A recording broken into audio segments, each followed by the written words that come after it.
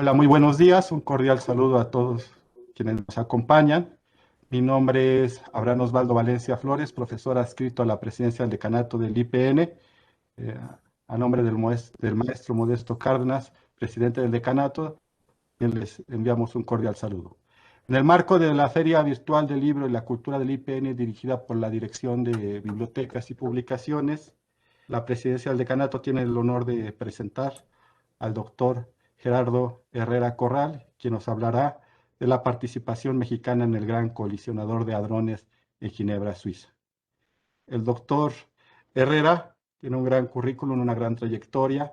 Es difícil reducir su currículum a algunas palabras, algunos párrafos, pero a grandes rasgos vamos a decir lo siguiente. El doctor Herrera Corral nació en 1963 en Delicias, Chihuahua. Estudió ingeniería física en el Instituto Tecnológico y de Estudios Superiores de Monterrey. Allá en Monterrey estudió la maestría en ciencias en el CIMBESTAF IPN, aquí en la Ciudad de México, y el doctorado en física en la Universidad de Dortmund, Alemania. Posteriormente realizó estancias postdoctorales en el Fermilab, allá en el Laboratorio Nacional Fermi en Chicago, Estados Unidos, y en el Centro Brasileño de Investigaciones Físicas en Río de Janeiro, Brasil.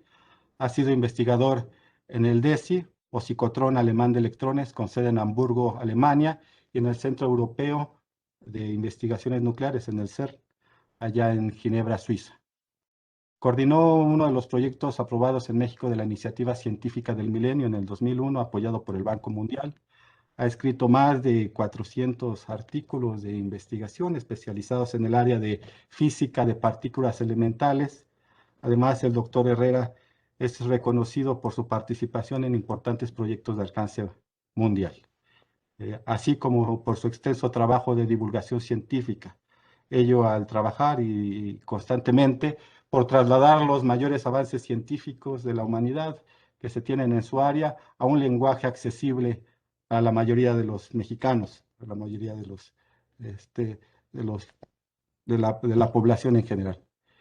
Doctor, en este año, pues, que continúa con una de las mayores crisis sanitarias de la humanidad en México, se rememoran también fechas importantes como los 500 años de la caída de México Tenochtitlan, 200 años de la independencia, 100 años de la Secretaría de Educación Pública y, por supuesto, 85 años de creación de nuestra institución, el Instituto Politécnico Nacional, uno de los mayores proyectos educativos, científicos y tecnológicos de nuestro país.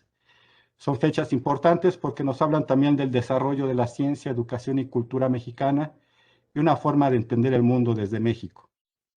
Para nosotros es un orgullo saber que varios mexicanos participan en uno de los más grandes experimentos científicos que realiza la humanidad en este momento, siendo el doctor Herrera uno de esos protagonistas de esta hazaña. Sin mayor preámbulo, doctor, muchas gracias por la aceptación de su invitación. Tiene usted la palabra. Bueno, muchas gracias. Muchas gracias, Abraham, por la generosa presentación y muchas gracias al decanato a través de su presidente, profesor Modesto Cárdenas, por la invitación a platicar hoy un poco sobre el proyecto Gran Colisionador de Hadrones en esta feria del libro del Instituto Politécnico Nacional. Me siento muy honrado. Para platicarles un poco del proyecto, me voy a hacer de algunas imágenes que me gustaría compartir a partir de este momento y que me ayudarán a exponer los temas que espero sean de su interés.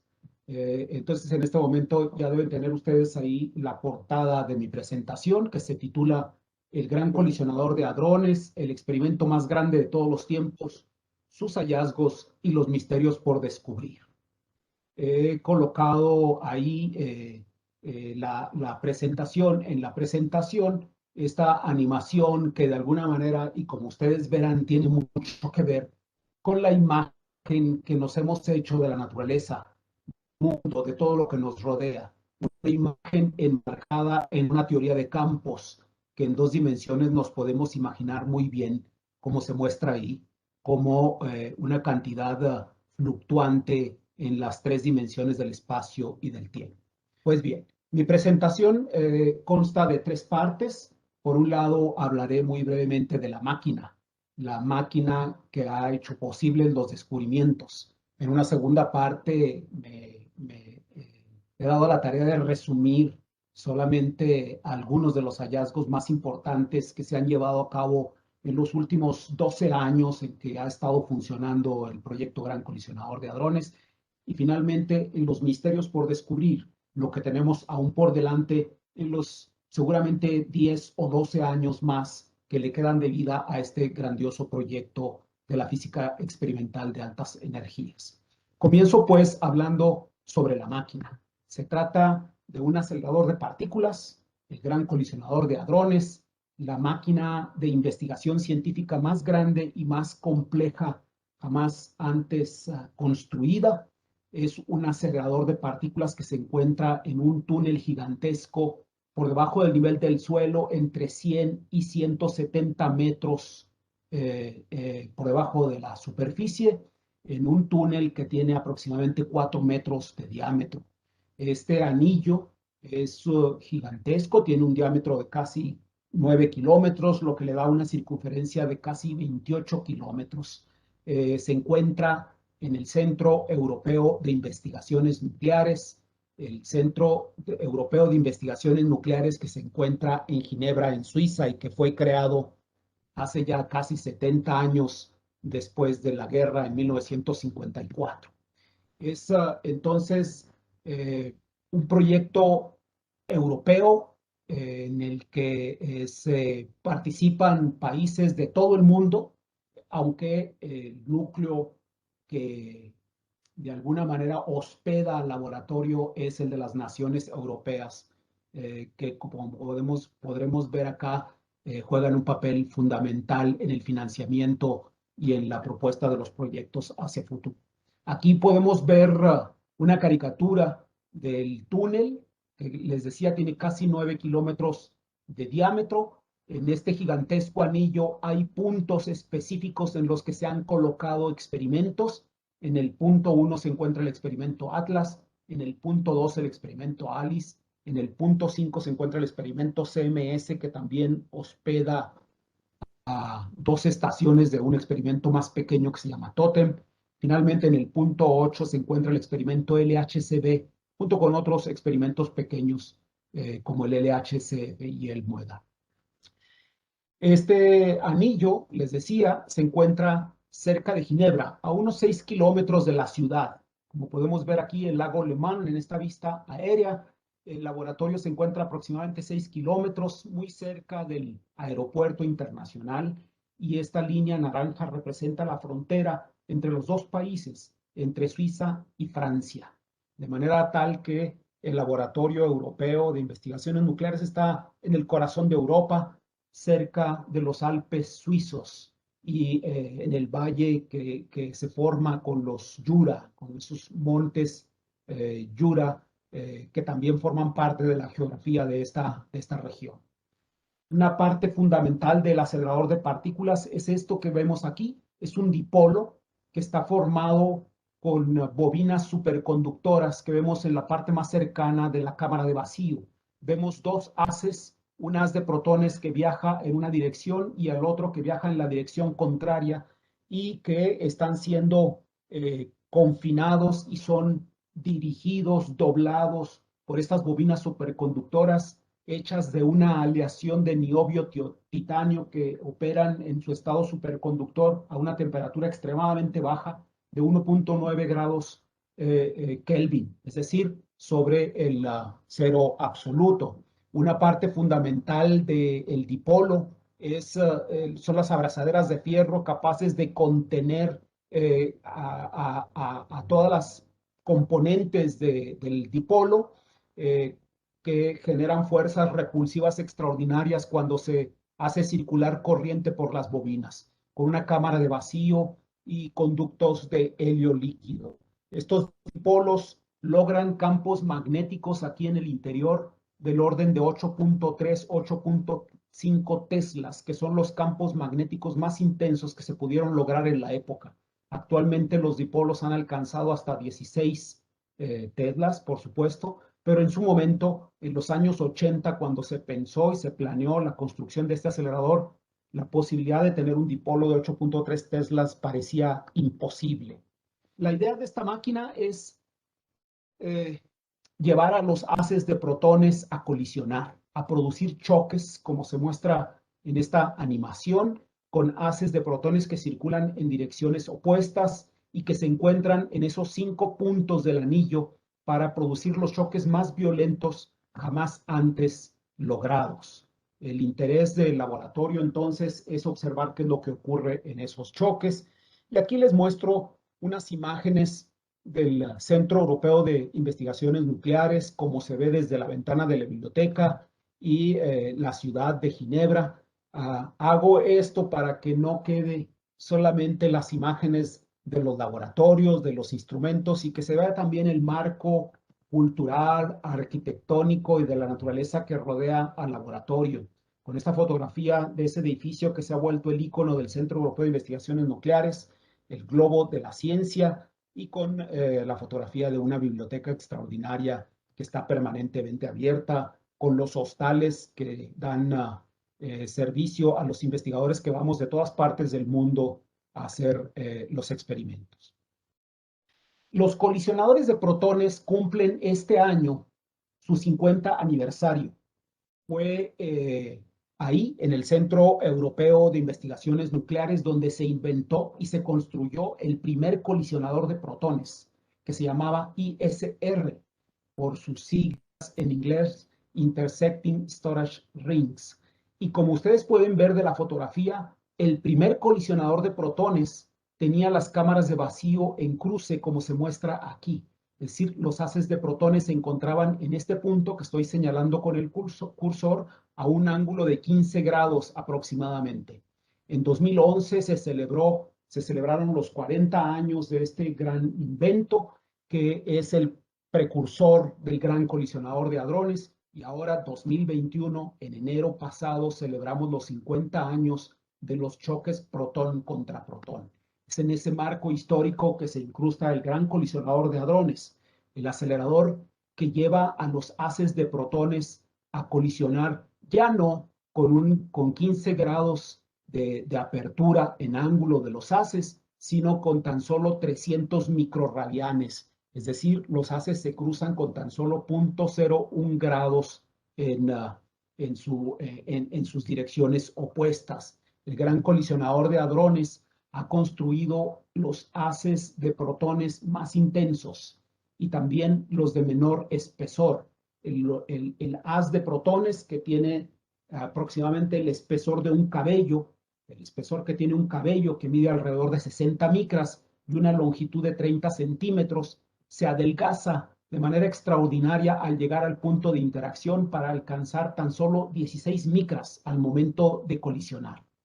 El gran colisionador de hadrones ha sido un éxito en su diseño. Es una máquina que ha funcionado de manera extraordinaria desde que comenzó en 2009 a producir choques de protones contra protones, y en 2012 logró rebasar incluso los parámetros de diseño. Se tenía pensado que cada uno de estos paquetes de 30 centímetros de longitud y 60 micras de espesor contuviera 115,000 millones de protones, pero en 2012 se consiguió tener en ellos 170,000 millones, es decir, un 150% mejor que lo que se había diseñado. Paso ahora a hablar un poco sobre los hallazgos, sobre lo que la máquina nos ha dado en sus primeros 12 años de funcionamiento.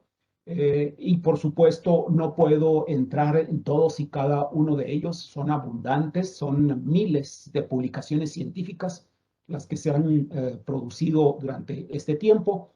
Me referiré solamente a 3 de los hallazgos que creo he hecho líneas en los periódicos y que son los más vistosos y que han tenido un cierto impacto a nivel social. Pero por supuesto que los avances son numerosos. El Gran Colisionador de Hadrones es un proyecto que pretende investigar y profundizar nuestro conocimiento sobre la estructura de la materia. La idea que tenemos actualmente de la estructura de la materia tiene que ver con los átomos, de los que he puesto aquí una representación con un átomo de helio. Un átomo de helio tiene 2 protones y 2 neutrones en su núcleo atómico, y está rodeado, neutralizado por dos electrones que circulan en órbitas alrededor de ese núcleo. Es la imagen que aprendemos en la escuela y es la imagen de la cual partimos para hacernos una idea de la estructura fundamental de la materia. Esos protones y estos neutrones que se encuentran en el núcleo de los átomos están a su vez formados por quarks. Pensamos actualmente en un modelo naive del protón, que este está hecho de dos quarks U y un quark T. Se llaman quarks U's y D's por sus siglas en inglés de arriba y abajo, quarks up y quarks down. Mientras que un neutrón está hecho de dos quarks D's y un quark U. El gran colisionador de hadrones, entre otras muchas cosas, está buscando subestructura.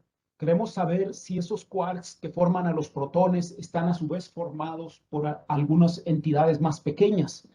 Existe la posibilidad y existe la propuesta teórica de que los quarks sean cuerdas, sean diminutas cuerdas que vibran y que al hacerlo con diferentes frecuencias le dan diferentes naturaleza a las partículas elementales. Es uno de los objetivos del gran colisionador de hadrones, investigar si existe subestructura en estos quarks, pero por supuesto no es el único tema de investigación, como veremos.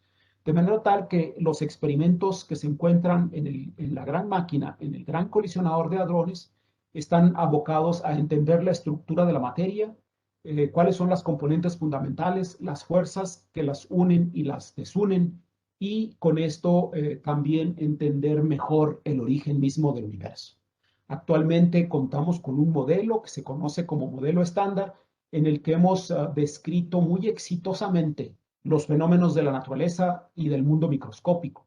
Este modelo estándar nos dice que existen 12 partículas fundamentales. 6 de ellas son quarks, que están representadas aquí con bolitas azules. Conocemos 6 quarks y 6 leptones. La palabra leptón viene del griego que significa ligero. Pensamos que estas partículas, originalmente pensábamos que serían ligeras. Y uno de los leptones más que nos resulta más familiar es el electrón, porque el electrón es lo que se encuentra circundando los núcleos atómicos y es lo que nos da la electricidad. Pero también existen unos parientes cercanos del electrón, sus hermanos, que son un poco más pesados, el muón y el tau, con sus neutrinos asociados. De manera tal que con estos 6 quarks y estos 6 leptones se construye la materia y todo lo que nos rodea. Y para ser un poco más precisos, estas 12 partículas elementales no están presentes en lo que nos rodea. En realidad las podemos organizar como familias, en la que la primera columna representa la primera familia, la segunda columna la segunda y la tercera familia de quarks y de leptones. Todo lo que nos rodea está en realidad hecho de los elementos de la primera familia. Ese átomo de helio que mostraba anteriormente está formado por 2 protones y 2 neutrones. Y como decíamos, los protones están hechos de 2 quarks arriba y un quark abajo, mientras que los neutrones están hechos de 2 quarks abajo y un quark arriba, rodeados por electrones. De manera que los átomos y por tanto las moléculas y por tanto todo lo que nos rodea está hecho de estas partículas fundamentales de la primera familia. Pero además de estas partículas, existen fuerzas que las unen y las desunen.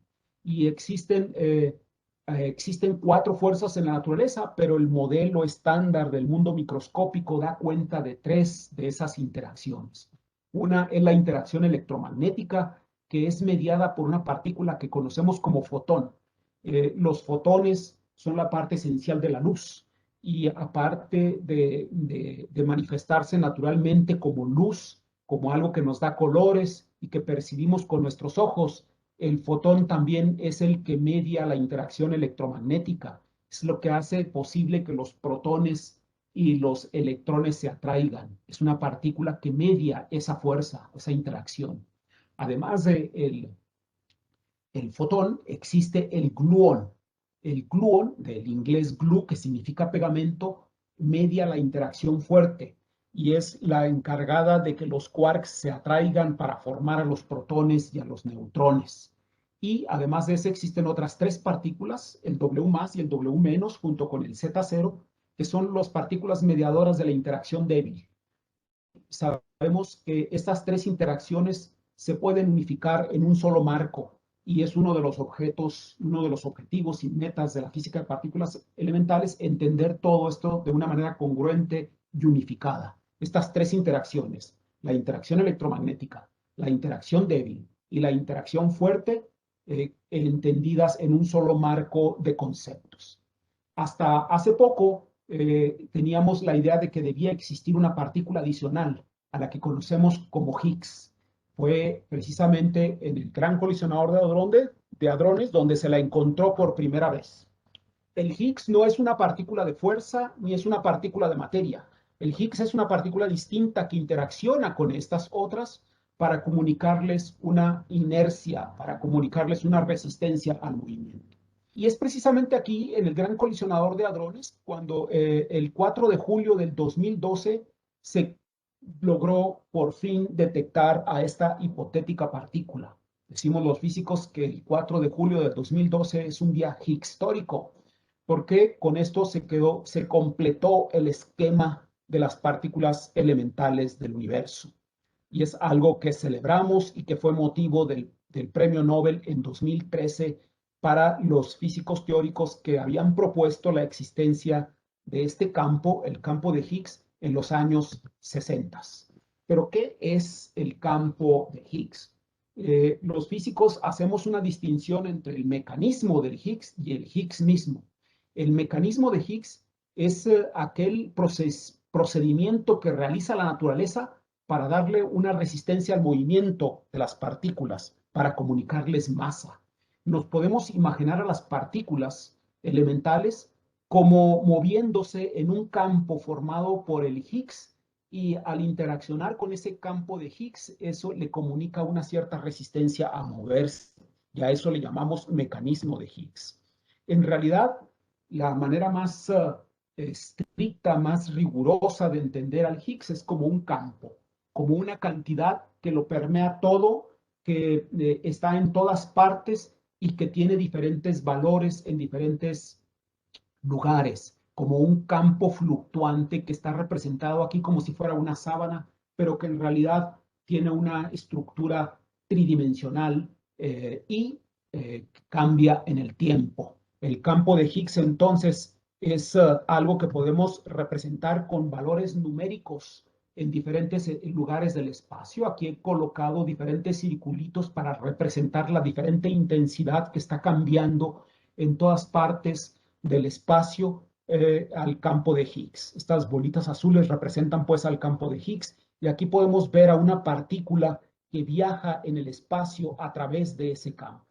Al hacerlo, interacciona con el campo de Higgs, y a eso lo llamamos mecanismo de Higgs. Al interaccionar con el campo de Higgs, la partícula adquiere una resistencia a moverse, adquiere una inercia, y los físicos llamamos masa a esa inercia. Es así como podemos entender por qué los quarks, los electrones, los Ws, Zs tienen una masa.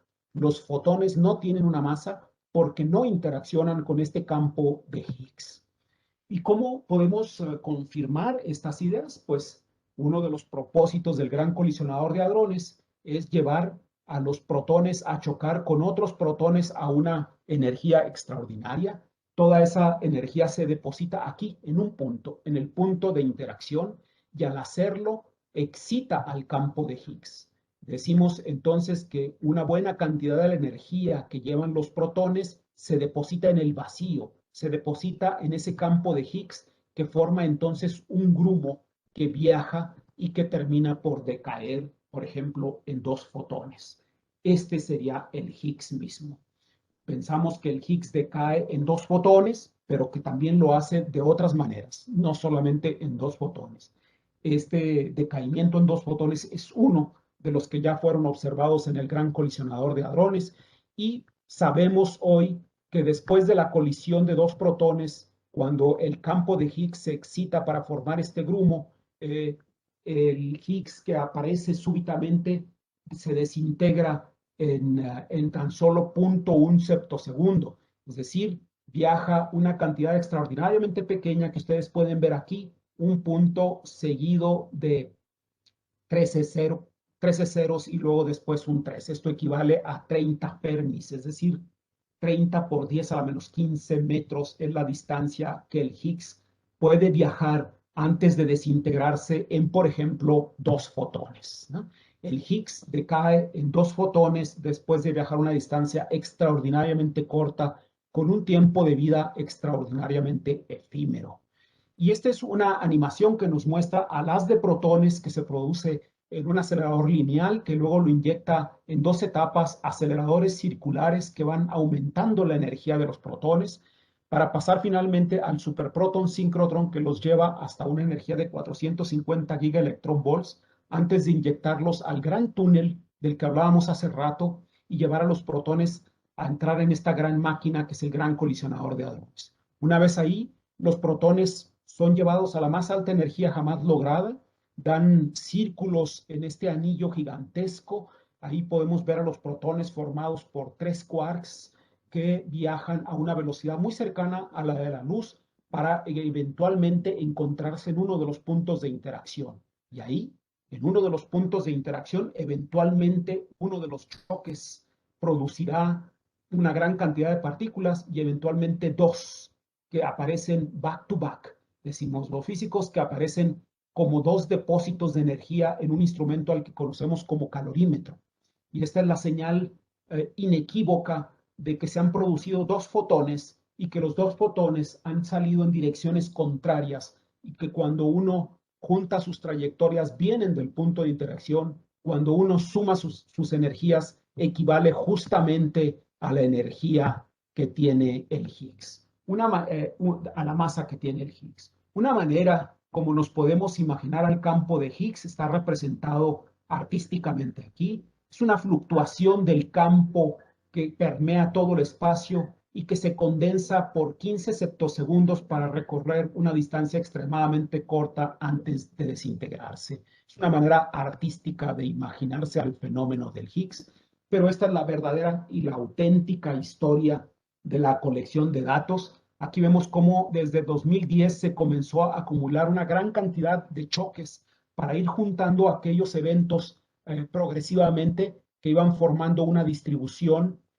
Aquí vemos en rojo y en violeta al ruido que esperamos de manera natural, pero también vemos aquí un exceso que no puede ser descrito. Este exceso no puede ser descrito por el ruido conocido.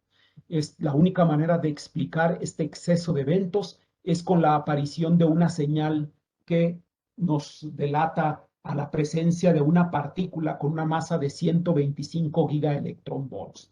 125 gigaelectronvolts es aproximadamente la masa de 125 protones y es la masa del Higgs, que es el valor de la masa que habíamos esperado. Pues bien, este es uno de los grandes hallazgos del gran colisionador de hadrones. Otro de ellos tiene que ver con el universo temprano. Aquí podemos ver al universo cuando comenzó en el Big Bang hace 13.800 millones de años y como lo vemos actualmente a la derecha después de todo ese tiempo en el que podemos observar estrellas, sistemas planetarios e incluso vida. Pero cuando el universo se originó, ocurrieron fenómenos que resulta interesante estudiar si queremos entender la estructura que nos rodea.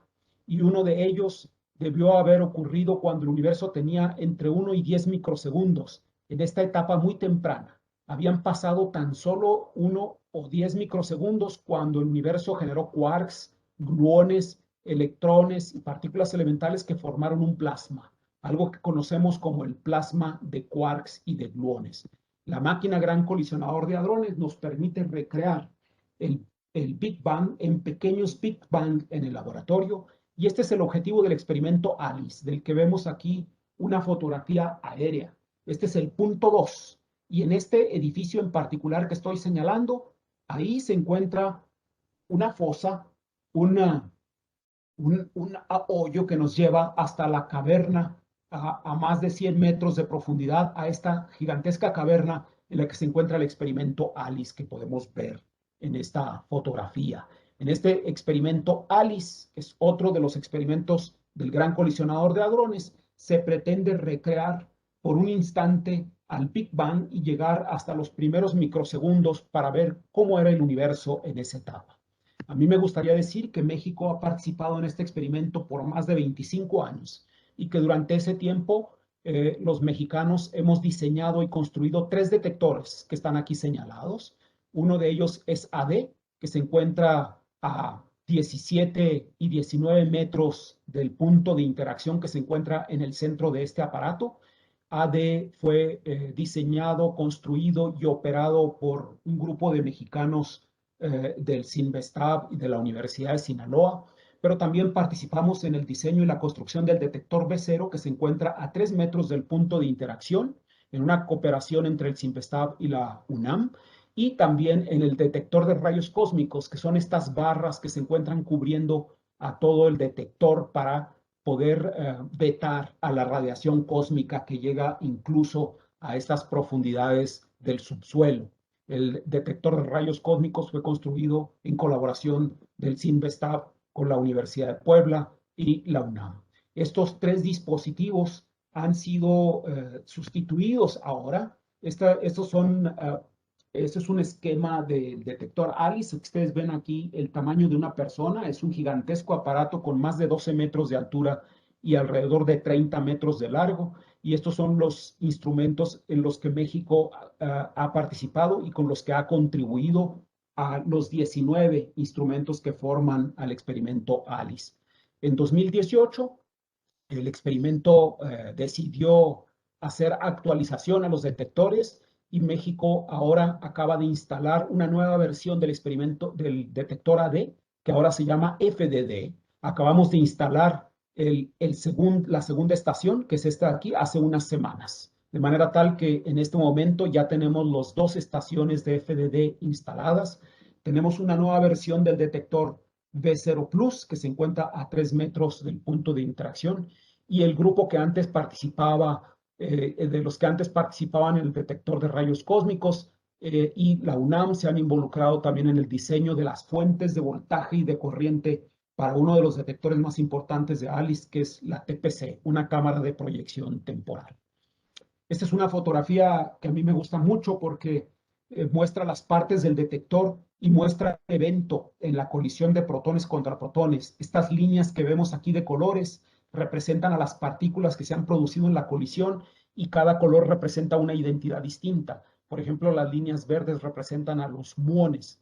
Y aquí podemos ver a las 2 estaciones del detector FDD, que como decía, vino a sustituir al detector AD y que ya está instalado, listo para empezar a tomar datos a finales de este año y principios del año que viene.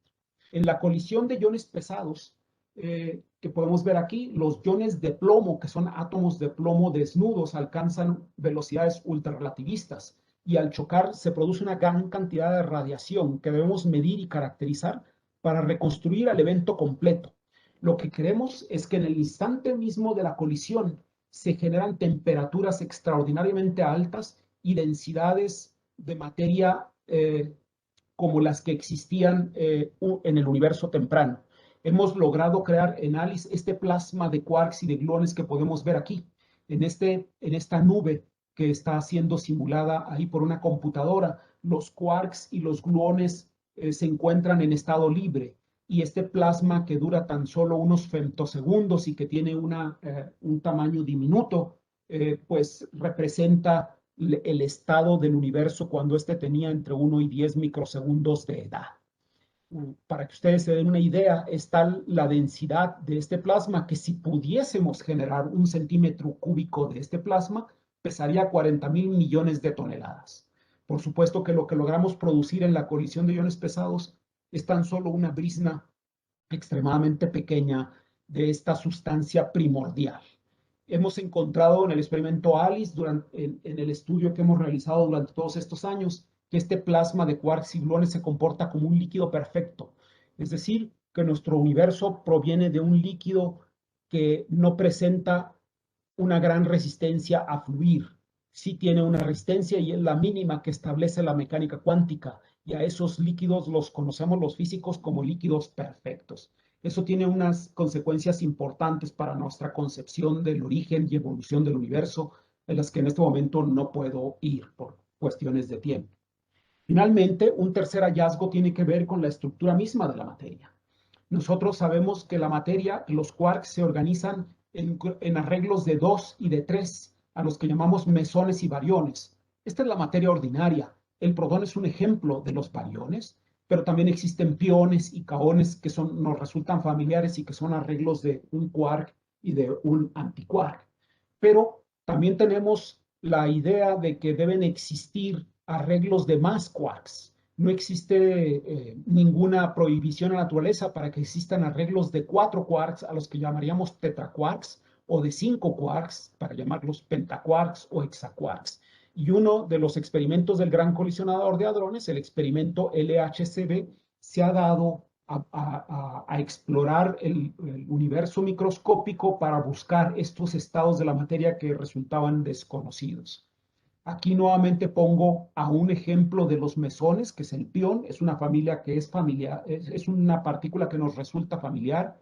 Ya los bariones como un arreglo de 3 quarks, como por ejemplo el protón o el neutrón.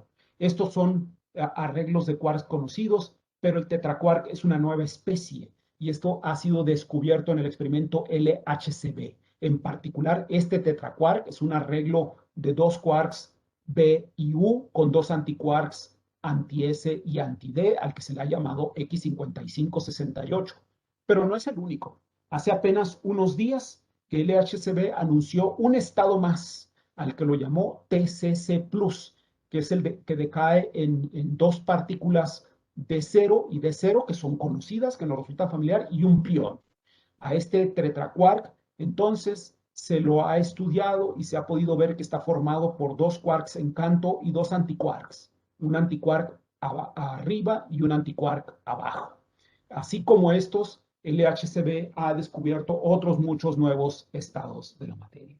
Finalmente, para entrar en la tercera parte de mi charla, me gustaría decir cuáles son los misterios por descubrir y en ese sentido también resulta corto el tiempo para platicarles sobre lo que se busca en el Gran Colisionador de Hadrones. Haré un resumen extraordinario y muy escueto de algunas de las cosas que se están buscando. Uno de ellos son las dimensiones extras. Tenemos razones para pensar que el universo en realidad existen más dimensiones de las que percibimos. Hemos podido describir a la física en 3 dimensiones. Sabemos que los cuerpos se mueven en X, Y y Z y que cambian en el tiempo y hemos desarrollado una visión de la naturaleza en 4 dimensiones, 3 espaciales y una temporal. Pero existe desde hace mucho tiempo la idea de que podría existir una 5ª dimensión y que esa 5ª dimensión ayudaría a explicar a todas las interacciones, incluyendo a la gravedad, de manera tal que podríamos poner a la interacción débil, la interacción fuerte, la interacción electromagnética y la interacción gravitacional en un solo esquema teórico que nos permita entender a todas como una sola interacción fundamental. Esa sería una de las grandes ventajas de contar con una 5ª dimensión y tenemos razones para pensar de que esa 5ª dimensión está por ahí escondida. El Gran Colisionador de Hadrones la está buscando y lo hace en la colisión de protones contra protones a muy alta energía. La idea es que al chocar los protones, como se observa en esta animación aquí abajo, cuando los 2 protones chocan se produce una gran cantidad de partículas que podemos ver a todas habitando en nuestro mundo de 4 dimensiones que está representado aquí con esta tela, con este tejido de espacio y de tiempo. Pero eventualmente, en algunas colisiones podría ocurrir que una de las partículas que se produce en el choque violento salga de las 4 dimensiones y viaje por una 5ª dimensión, como hace esta partícula que nosotros estamos viendo aquí. Si eso llegase a ocurrir, entonces veríamos que en el choque de los protones hay una energía que está faltando, hay una energía que se escapó por una 5ª dimensión y que por eso no aparece cuando hacemos el balance. Este es uno de los eventos que se registró en 2011, en el que se midió la energía que llevaban todas y cada una de las partículas que se produjeron en la colisión y se encontró una energía faltante que daba una señal en uno de los calorímetros. Por supuesto que todavía no se considera una señal de la existencia de una 5ª dimensión, pero es el tipo de mediciones que se están haciendo. Este fue probablemente resultado del ruido, no lo sabemos, pero es necesario juntar más eventos y tener una mayor contundencia estadística para poder llegar a decir que el Gran Colisionador de Hadrones ha visto cómo algunas de las partículas que se producen en la colisión escapan sin ser vistas por una quinta dimensión. Es uno de los temas que busca el Gran Colisionador de Hadrones. Otro de ellos tiene que ver con la materia oscura. Sabemos que las galaxias giran y que lo hacen de una manera imprevista. La teoría de la gravitación nos dice cómo es que deben de girar las estrellas alrededor de los centros galácticos, como se observa en la animación izquierda. Esto sería lo esperado de acuerdo con las leyes de Newton o las leyes de la teoría general de relatividad del movimiento de los objetos alrededor del centro de las galaxias. Y a la derecha podemos ver cómo realmente está ocurriendo. Vemos que los objetos más externos en realidad giran con una mayor velocidad de lo que se esperaría. Eso nos ha hecho pensar que existe materia oscura aquí que hace que esas partículas se muevan con mayor rapidez. De manera tal que aquí podemos ver a una galaxia como nosotros esperaríamos que gire y a la derecha como realmente están girando. La existencia de materia oscura es uno de los grandes misterios de la física moderna y el Gran Colisionador de Hadrones propone una solución y es algo que se está buscando actualmente. El modelo estándar predice que estas son las partículas de materia que conocemos, pero que curiosamente todas las partículas de materia se comportan como fermiones, un tipo de partículas que existen en la naturaleza, y todas las partículas que intervienen en las interacciones, que intervienen en las fuerzas, son bosones. Los físicos han propuesto que existe una simetría extraordinaria a la que se conoce como supersimetría, en la que estos bosones y fermiones se los puede ver como la manifestación de una misma cosa. Y esta supersimetría tiene una consecuencia extraordinaria, y es que además de las partículas que conocemos, que están aquí, los leptones y los quarks, que ya les mostré anteriormente, y las partículas que conocemos, que son las partículas que median las interacciones que están aquí abajo, aparte de esas, deben existir otras muchas más que no hemos podido ver. Debe de existir un asociado para cada uno de los leptones y un asociado para cada uno de los quarks. Debe existir un gluonino para el gluón, debe existir un fotonino para el fotón, un sino para el zeta y así sucesivamente. No hemos podido detectar la existencia de todas estas partículas. Todas las partículas compañeras supersimétricas de las partículas conocidas están siendo buscadas en el Gran Colisionador de Hadrones. No solamente nos darían un esquema más completo de las interacciones, además nos darían cuenta de la energía oscura, porque significa que todos estos objetos no estaban en el inventario y que cuando nosotros consideramos sus masas y su presencia, darían cuenta de la materia oscura. Es uno de los grandes misterios de la naturaleza y es uno de los proyectos del Gran Colisionador de Hadrones seguir buscando a partículas supersimétricas como manifestaciones de la materia oscura. Por supuesto que el tema central del Gran Colisionador de Hadrones es la unificación de todas las fuerzas. Les decía que tenemos 4 fuerzas en la naturaleza: la fuerza fuerte, la fuerza electromagnética, la fuerza débil y la fuerza gravitacional. Y tenemos razones para pensar que estas 3 fuerzas se unifican en una sola, en una gran unificación. Ya tenemos la fuerza electromagnética y la fuerza débil como una sola, a la que llamamos fuerza electrodébil, y tenemos un esquema que nos puede unificar a la fuerza fuerte. Pero el objetivo de la física en general es unificar a las 4, y unir a la fuerza gravitacional con estas otras fuerzas nos lleva a teorías de gran unificación, a teorías del todo, como la teoría de cuerdas, y es por supuesto uno de los intereses del proyecto Gran Colisionador de Hadrones, encontrar evidencia de que esta unificación de las fuerzas está ocurriendo. Ya para terminar, me gustaría decir que además del Gran Colisionador de Hadrones, el Centro Europeo de Investigaciones Nucleares y en general la comunidad de países occidentales en los que México participa, se ha planteado la posibilidad de un nuevo proyecto después del Gran Colisionador de Hadrones. Aquí vemos al lago Ginebra en esta vista del mapa de Suiza y de Francia, en donde podemos ver la frontera. Vemos al gran anillo que es el Gran Colisionador de Hadrones y al anillo que ocuparía un proyecto que se ha planteado, al que se ha llamado FCC, por sus siglas en inglés, Future Circular Collider.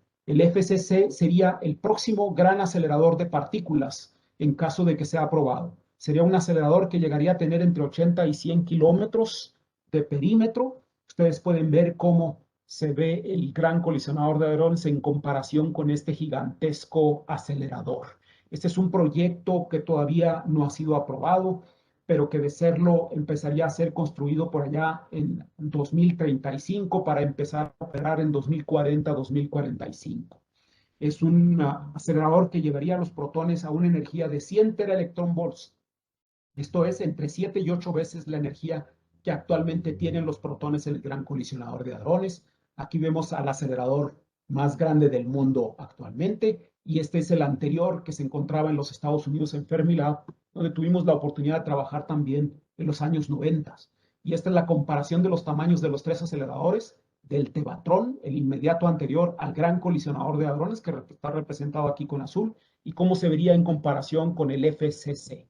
Este es el futuro de la física de partículas. Los chinos tienen una propuesta adicional y están muy interesados en construir un acelerador que es la competencia del Future Circular Collider, que pues está siendo pensado, planeado y trabajado en estos intervalos de tiempo. Comenzó su diseño desde hace ya algunos años y tiene como misión tener una propuesta técnica para finales de este o principios del año que entra y eventualmente comenzar la construcción que permita la operación de este acelerador en los años 30, 40 para llevarnos hasta el 2055, quizá 2060 en la nueva física.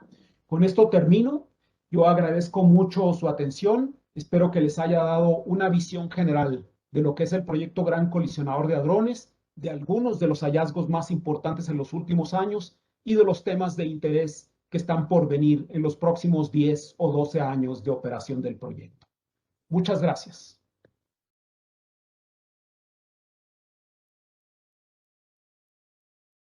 Muchas gracias, doctor Herrera, por su explicación, por la divulgación de su conocimiento, por explicarnos una revolución histórica en la que hay participación mexicana con varios impactos, ya inmediatos, ya visibles, otros imprevisibles aún, que tarde o temprano tendrán aplicación. A nombre de la presidencia del decanato del instituto y de la Dirección de Bibliotecas y Publicaciones del IPN, le agradecemos, doctor. Muchas gracias. Muchas gracias a ustedes. Quiero decir unas palabras, Abraham. Me orgullece muchísimo de que lo muestra usted por ser considerado uno de los centros de investigación más importantes de México, el mejor de México y uno de los más importantes del mundo. Y también el hecho de que los mexicanos son capaces de abordar ciencia de frontera, de colaborar en igualdad de condiciones y lo están haciendo magníficamente. Ustedes, el CIMBESTAB, es un orgullo de la Escuela Pública Mexicana, particularmente del Instituto Politécnico Nacional. Muchas gracias por esta conferencia. Muchas gracias, maestro. Muchas gracias. Muchas gracias a ustedes.